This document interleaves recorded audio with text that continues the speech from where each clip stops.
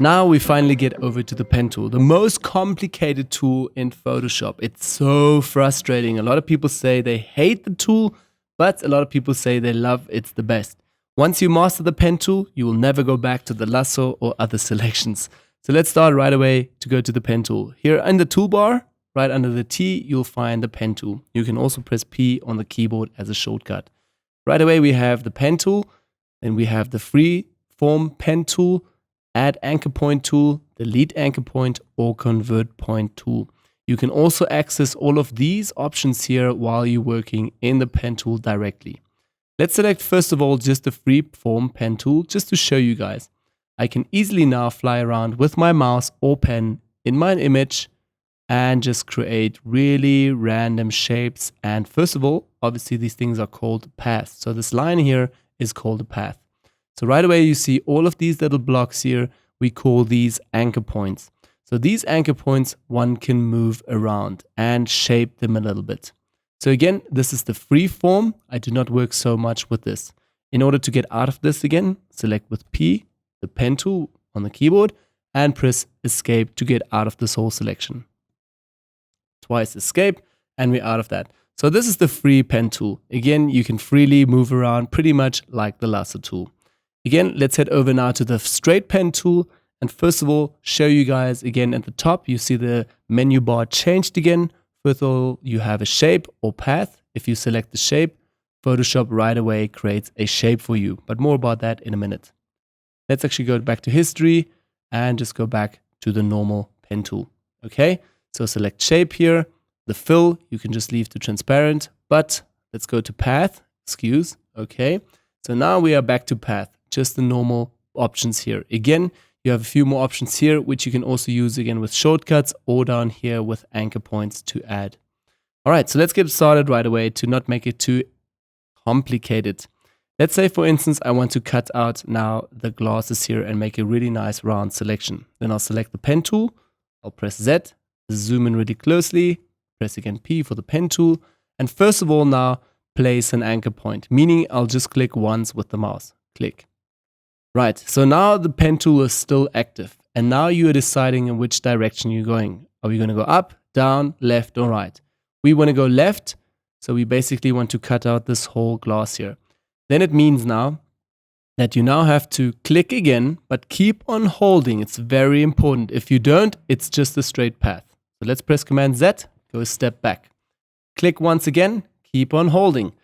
And now you drag the mouse. You drag, and you can drag into any direction. Just go around like a clock here. Move around like a clock, and right away you see the path changes all the time. It gets different positions and different directions. So once we move this over here, keep on holding, don't drop it. You stretch it out and you stretch it further away and try to just make a really nice path around that round shape. And once you're good, you can just drop it.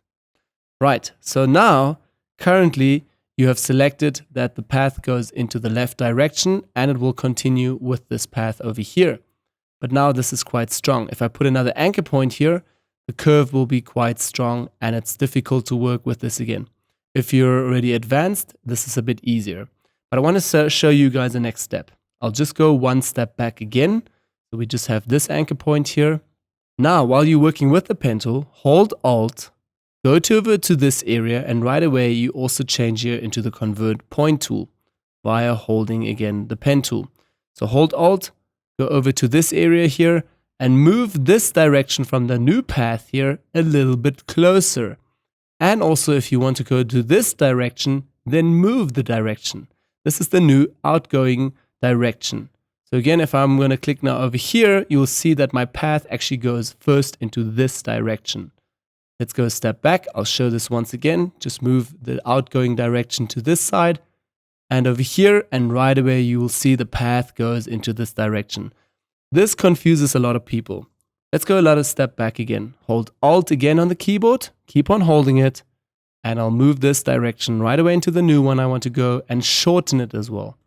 Okay, now I'm going to click, and right away it's easier for me to convert this again with a nice path onto this round shape. Again, I'll drag it and drop it. Again, hold Alt, move this area a bit closer in, and you just continue doing so. And I'll do this a bit rougher now, just to show you guys one more effect. Okay, and let's do it over here, like so. And I'll do it over here now, and do something really roughly. Let's do one more, and last one over here. Okay, like so. Hold Alt, move this guy back in. And now, very, very important, in order to complete this path, you need to select the first anchor point again to close the loop. So select it, and right away you have now successfully created the round path. Also down here, you can see now this one stands out a little bit. So you want to remove this again or edit this before you create a selection out of this. So then, very simple, press P on the keyboard again, hold Command this time. For all the Windows people, it's Control. So Command, and you select the anchor point, and now you can again relocate this. So you can move it in a little bit, hold Alt again, and you can move around the outgoing and ingoing position again. So you have a ton of options to change the path over and over and over. All right, so once you've created your path, what to do next? You select the pen tool again and hit right click, and now you convert this either to a vector mask. You can delete the path. You can create a custom shape, which I'll show you in a minute. You can make a selection out of this, new guides from selections, fill path, stroke the path, all of these options that we've discussed also, and a few more. Just play a little bit with this. What I use it mostly is for making a selection. So select make a selection, a new window will pop up. It will ask you, do you want to feather the edge again, which we've also had here again with our marking tool. Yes or no, I don't want to have a feathering radius there, so I'll keep it to 0 so it's nice and sharp, and under a new selection. Hit OK, and right away we have our selection again to work with. So here I cut, copy, paste, brush in, brush out, work with masks, anything that you want to do with the selection. Now let's go one step back again just to a normal path. If you later go to the shape tool, we'll also still discuss the shape tool. You can have custom shapes here in your shape library, like this for instance. I'll quickly show it to you. Here is a quick shape. So the way you can create shapes with paths, once you have selected a pen tool, you can literally hit right click and say here define custom shape. So right away you create this object here as a shape. I have a few more tutorials on shapes on my design channel on YouTube for free if you are interested to learn more about this. I'm going to hit cancel because I don't want to save this now. Also I'm going to hit right click and just here want to say delete path. Okay, so we're out of this again. So that's quickly a run through the pen tool. It's very important that you practice this pen tool in and out because it's very, very complicated when starting out. One more thing that I want to show quickly. Say for instance, I'm putting an anchor point down, another anchor point, dragging this, another anchor point, dragging this, move it with Alt, complete the circle again. All right. And now right away we have a path over here. We can also go back to the pen tool and say add an anchor point. So right away, click over here. You've added another anchor point. Click one over here, and maybe over here. Now you've created a few more anchor points and you are now able to again tweak every single anchor point. Just go back to the normal pen tool, hold Alt, and you can now select all of these areas as directions to in and out and change and create a really unique path. Also, if I move over this, you'll see it goes right away into the subtract the anchor point.